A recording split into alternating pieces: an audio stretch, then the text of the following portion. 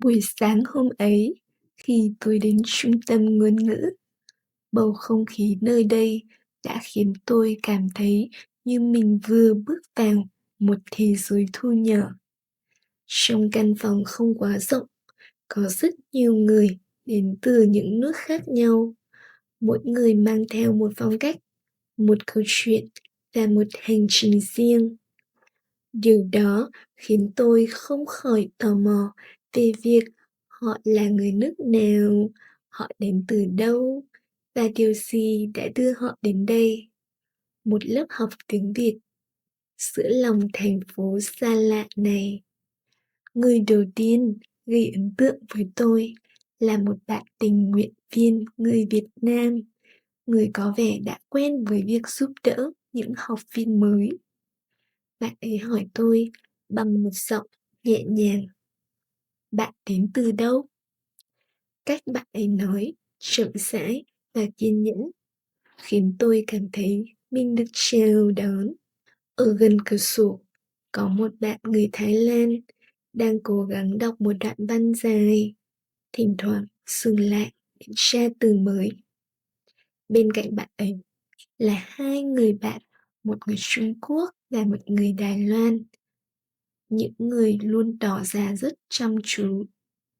Họ trao đổi với nhau bằng tiếng mẹ đẻ khi gặp khó khăn, nhưng ngay lập tức chuyển sang tiếng Việt khi giáo viên bước tới.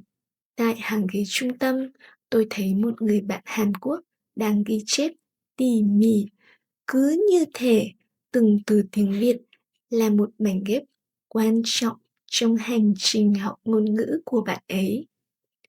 Ngồi cạnh bạn ấy là một bạn người Nhật Bản, người có vẻ trầm lặng nhưng lại đặt ra những câu hỏi rất sâu sắc về cách dùng từ và ngữ pháp. Ở cuối lớp là một nhóm đa quốc tịch, một người Mỹ có giọng nói trầm ấm, một người Anh luôn mỉm cười và một người Pháp có khả năng phát âm tiếng Việt khá tốt. Họ thỉnh thoảng quay sang trao đổi với ba bạn khác, một người Đức, một người Úc và một người Nga, về những trải nghiệm của họ trong quá trình thích nghi với văn hóa Việt Nam. Khi buổi học kết thúc, tôi bước ra khỏi lớp với cảm giác đầy biết ơn. Tôi nhận ra rằng trong căn phòng nhỏ ấy, mỗi người không chỉ học tiếng Việt, họ còn học cách lắng nghe, thấu hiểu và chia sẻ. Và tôi hiểu rằng chính sự đa dạng này đã biến lớp học thành một nơi đặc biệt, nơi mọi giọng nói, dù đến từ bất kỳ một nước nào, đều có giá trị và thật đặc biệt. Thank you for listening to this slow Vietnamese stories.